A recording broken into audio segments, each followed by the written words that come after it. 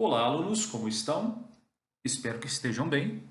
Aqui é o professor Juliano e hoje daremos então continuidade à nossa unidade curricular 3, onde o assunto é o metabolismo. E o tema específico da aula de hoje é o aparelho digestório, parte 12. Lembrem que na aula anterior a gente viu o tubo digestório desde a boca até o piloro, a válvula de saída do estômago. Hoje daremos então continuação a este tubo.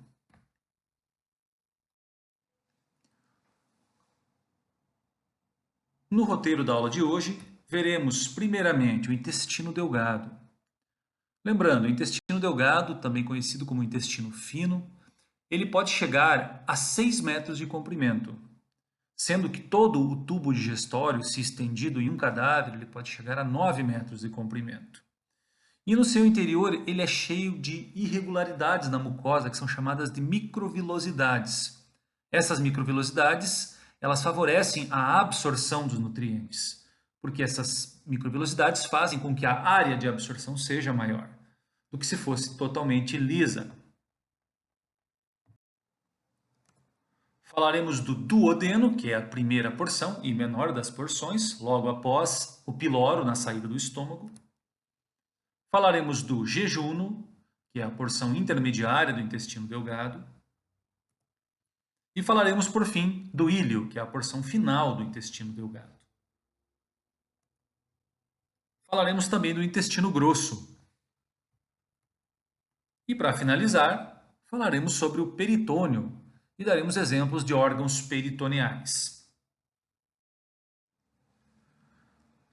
Então, iniciamos falando do duodeno. Duodeno é a primeira porção do intestino delgado. Só recapitulando um pouco sobre o que a gente viu na aula passada, vejam, aqui fica o piloro. Piloro é a válvula de saída do estômago. Lembrem que o estômago fica nesta região, fica na frente do pâncreas. E a válvula de entrada do estômago é a cárdia. Então, as válvulas estomacais são a cárdia de entrada, piloro de saída. Lembrem, quando a gente mastiga o alimento, quando a gente faz a apreensão do alimento e mastiga, a gente está mastigando um bolo alimentar.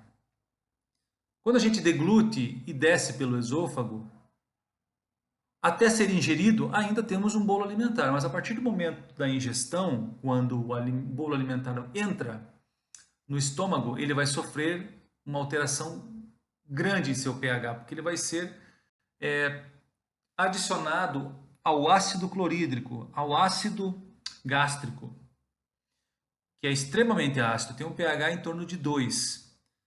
A partir do momento que o bolo alimentar entra no estômago, ele passa a se chamar quimo. Essa é a primeira transformação.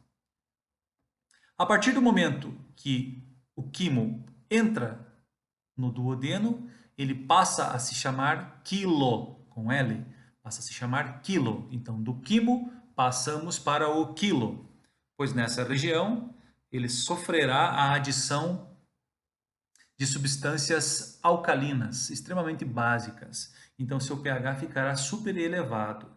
Isso favorecerá a absorção.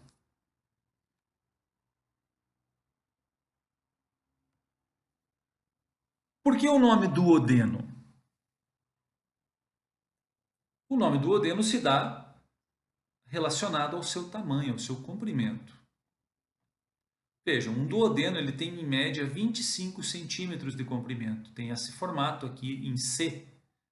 Ele circunda a cabeça do pâncreas. Este órgão aqui é o pâncreas. Falaremos dele na próxima aula, onde trataremos das glândulas anexas, ou órgãos anexos do sistema digestório. Vejam, o duodeno tem um formato de C circundando a cabeça, tem uma ligação íntima com a cabeça do pâncreas. E voltando a falar então do porquê do nome duodeno, é que 25 centímetros entende-se que é equivalente ao tamanho de 12 dedos. E a palavra duodeno significa 12 dedos. Vamos falar das partes do nosso duodeno. Então, na primeira porção do duodeno, nós temos a chamada parte superior, onde temos o chamado bulbo duodenal. Bulbo é relacionado ao seu formato. Vejam como ele parece um bulbo de cebola. É ele que faz o peristaltismo para que controle a saída do quimo do estômago, que passará a se chamar quilo. Então, parte superior, região do bulbo duodenal. Descendo, nós temos a parte descendente. Lá embaixo, paralelo ao solo, nós temos a chamada parte horizontal, que é a parte de baixo do seio. E aqui na região ascendente, nós temos uma dobrinha chamada flexura duodeno jejunal. É aqui que ocorre a transição do duodeno para o jejuno.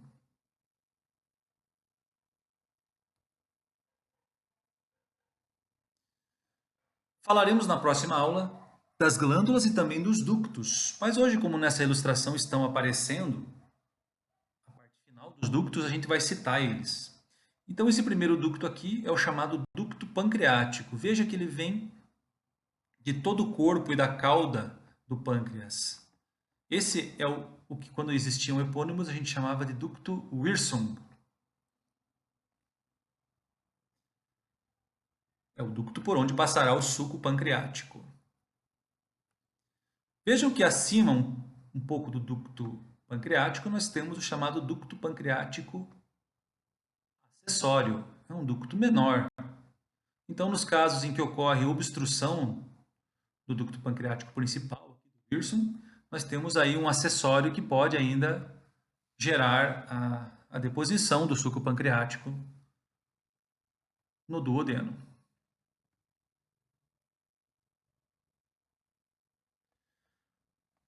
O ducto pancreático, assim como o ducto colédoco, que é esse ducto maior que vem lá de cima da bile, do fígado, da vesícula biliar,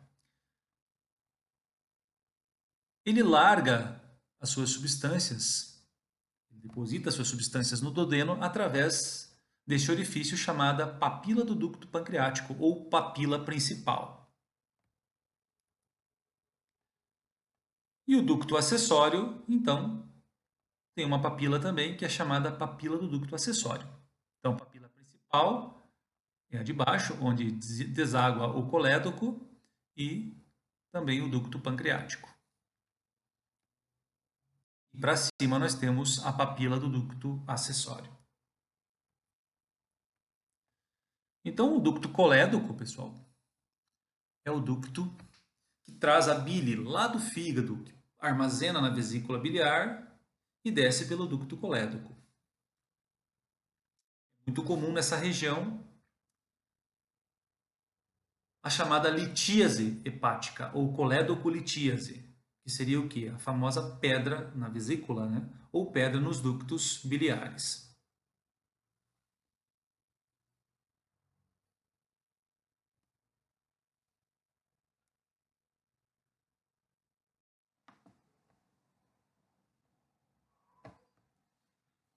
Assim como no duodeno, todo o intestino delgado ele tem sua mucosa interna com seu formato totalmente irregular. A gente chama isso de microvilosidades. Qual o fundamento das microvilosidades? Assim, qual a função? É para aumentar a área de contato com o quilo, para aumentar a área de absorção.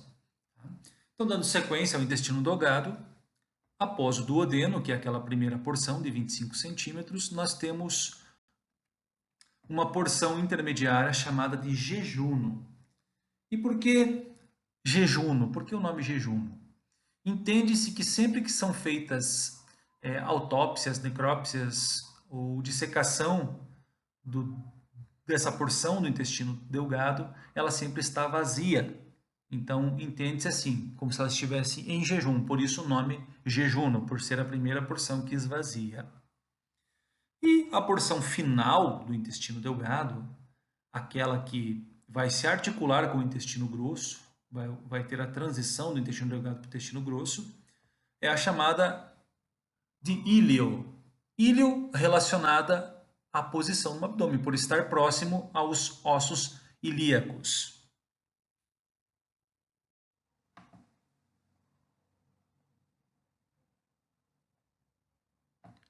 Chegamos então ao intestino grosso, a região dos colos. Vejam que ele tem um formato muito peculiar, bem diferente do intestino delgado. Lembrem que o intestino delgado ele tem uma superfície lisa na parte externa. Já o intestino grosso tem esse formato inconfundível, onde ele tem suas austrações e suas pregas. Por isso que ele faz esse formato aqui. Isso favorece a mobilização do bolo fecal. O intestino grosso, se formos tirar de um corpo e esticá-lo, estendê-lo, ele chega a 1,5 m de comprimento. Vamos dar nome a essas estruturas. Conforme eu vou falando, vocês vão anotando aí no roteiro de vocês. Vamos começar aqui, ó, por esta seta. Esta seta está mostrando a porção final do intestino delgado, ou seja, a porção final do íleo. Aqui, entrando no intestino grosso, nós temos uma válvula.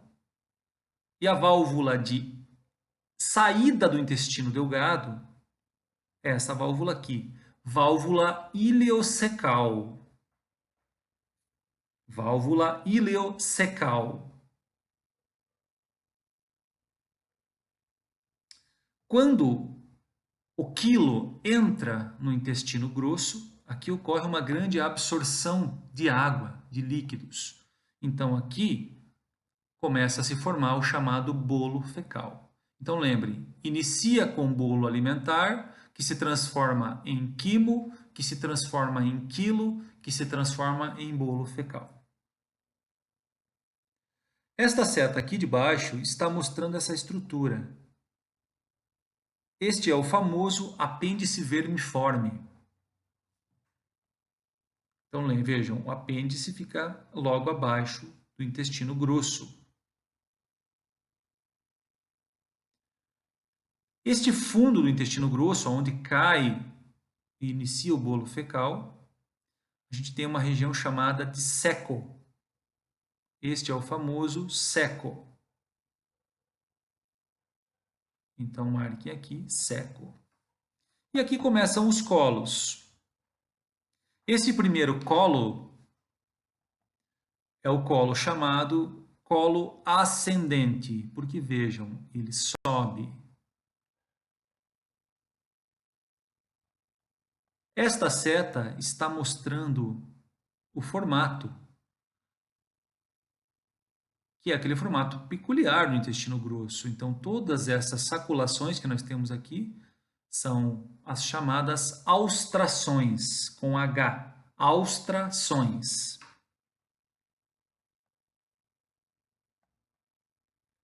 Esta seta está mostrando essa primeira dobra, essa primeira curva que o intestino grosso faz. Essas curvas a gente chama de flexura, flexuras. Esta flexura, ela passa coladinha no órgão que está acima aqui, que é o fígado. Por isso, essa flexura a gente chama de flexura hepática. Agora vejam que o intestino grosso, ele cruza de um lado para o outro, da direita para a esquerda. A gente chama este colo, que vocês podem marcar nesta seta, de colo transverso.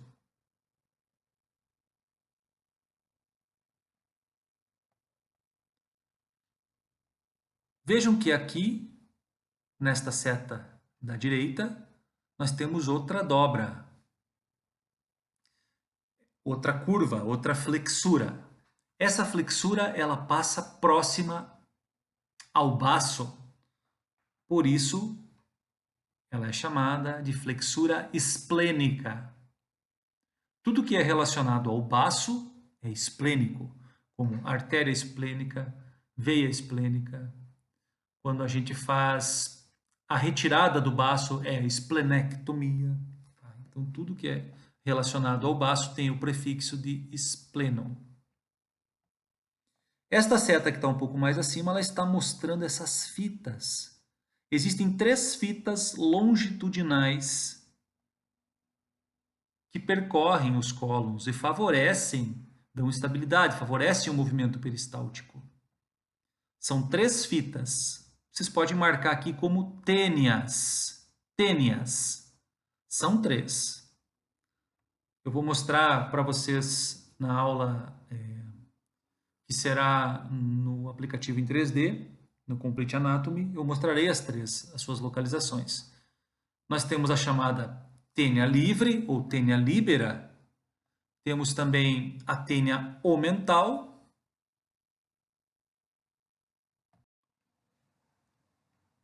E a tênia mesocólica. Então, são 3 fitas. A tênia libera, porque não está ligada a nada, ela é livre. A tênia omental, porque ela está inserida no aumento maior. E a tênia mesocólica, porque ela serve como apoio, como fixação do mesocolo. Descendo, então, aqui pela esquerda do nosso paciente, ou pela nossa direita, nós temos o chamado colo descendente. Vejam que o outro colo sobe, esse colo desce. Esse é o descendente.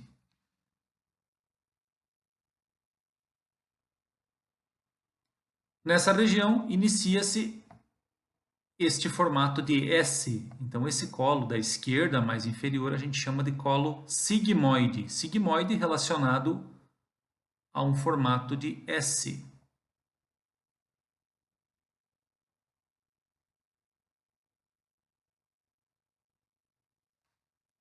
Aqui nesta região, então, na porção final, nós temos o chamado reto. Reto, ou ampola retal, é a porção final do intestino grosso. E aqui, logo mais abaixo, então, nós já temos a região do esfíncter anal.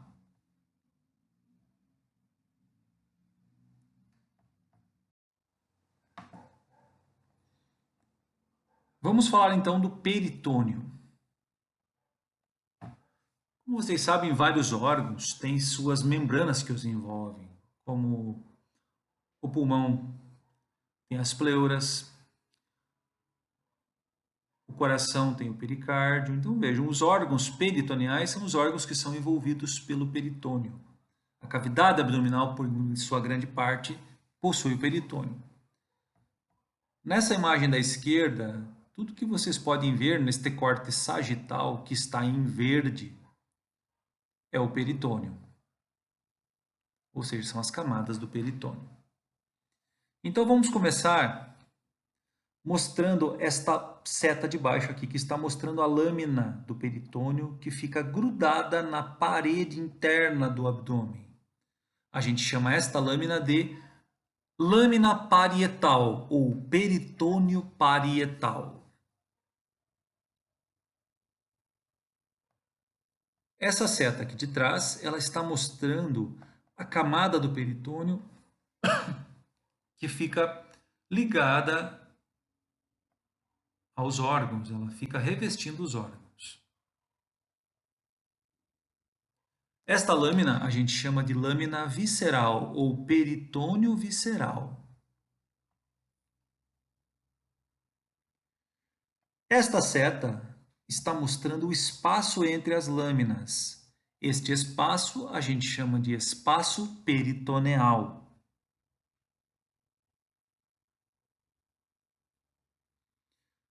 Só vou localizar vocês quanto aos órgãos. Vejam, estes cortes aqui de baixo estão mostrando alças do intestino delgado. Esse está mostrando o colo transverso. Aqui fica o estômago. Aqui fica o duodeno. Aqui fica o pâncreas. Esta é a aorta abdominal. Este é o fígado. Esta é a bexiga urinária. Este é o reto. Só para a gente poder se localizar bem. Agora vamos ver aqui, ó. Esta parte do peritônio é o que o pessoal chama de véu da barriga. Uma camada protetora. Mas não estou falando de tecido adiposo, não. Estou falando abaixo da camada muscular, ó, dentro do peritônio. Existe uma camada com 4 lâminas que sai da parede anterior do estômago, desce lá quase na região pélvica, dobra e sobe e se insere no colo transverso. A gente chama essa estrutura, que falam que é o véu da barriga, de aumento maior. Aumento maior. Vejam, sai do estômago, desce, faz a sua dobra, sua flexura lá embaixo e se insere aqui no colo transverso. Mais precisamente nesta tênia aqui, o que a gente chama de tênia omental. O nome dela é tênia omental exatamente porque é onde se fixa o aumento maior.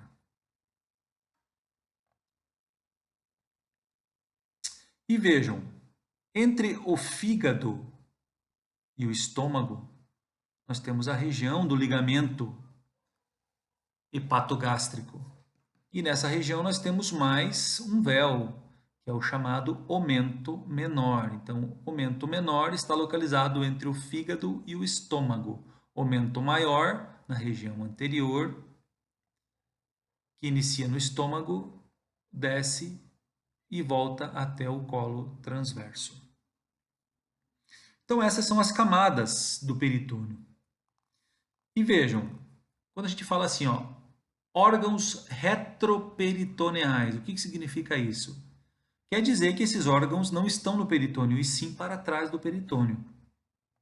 Então vejam, os colos, as alças do intestino delgado, o estômago, uma boa parte do fígado, são todos órgãos peritoneais. Agora vejam, o pâncreas está fora do peritônio, então ele é retroperitoneal. Os rins, aqui não estão aparecendo os rins, porque esse corte é um corte mediano, sagital mediano, está bem no meio. Então os rins estão um para cada lado, mas eles também ficam para trás do peritônio, por isso são chamados órgãos retroperitoneais. A própria aorta tóraco-abdominal que a gente vê aqui, ó, ela é um vaso retroperitoneal também. E agora vamos falar de duas estruturas do peritônio, do mesentério e do mesocolo. Mesentério. Vejam que o mesentério. Qual a função do mesentério? O mesentério, além de ele ser rico em tecido adiposo, em vasos sanguíneos, vasos linfáticos, tá? Ele também tem a função de prender o intestino delgado na parede posterior do abdômen. Então, todo o intestino delgado é preso à parede posterior do abdômen pelo mesentério.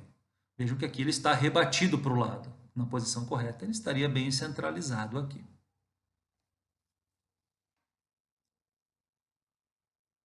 E mesocolo é a porção do peritônio que prende o intestino grosso à parede posterior do abdômen. E o mesocolo, gente, ele pode ser subdividido do mesmo jeito que os colos são subdivididos. Nós temos o colo ascendente, colo transverso, colo descendente, colo sigmoide. Então, nós temos o mesocolo transverso, mesocolo ascendente, mesocolo descendente, mesocolo sigmoide. Tá? E sua função principal, então, é prender ou fixar o intestino grosso na parede posterior do abdômen. E vejam, gente, uma das tênias, lembre que essa da frente aqui é a tênia aumental, porque se fixa o aumento maior nela. Na parte de trás nós temos outra tênia, que é outra fita longitudinal, assim como essa, é onde se prende o mesocolo. Por isso essa tênia se chama tênia mesocólica. Tá? Então, falando das três tênias, a tênia livre ou tênia líbera é aquela que não se prende a nada. Tênia aumental é a tênia onde o aumento maior se fixa. E a tênia mesocólica é onde se fixa o mesocolo, em toda a extensão do intestino. Muito bem, o que fica então para a gente pesquisar e postar no nosso portfólio? A composição do suco pancreático, a composição da bile e a composição do suco entérico, que são as três substâncias que agirão na região do duodeno. Ok, gente? Então, um grande abraço a todos e nos vemos na nossa aula síncrona. Até mais!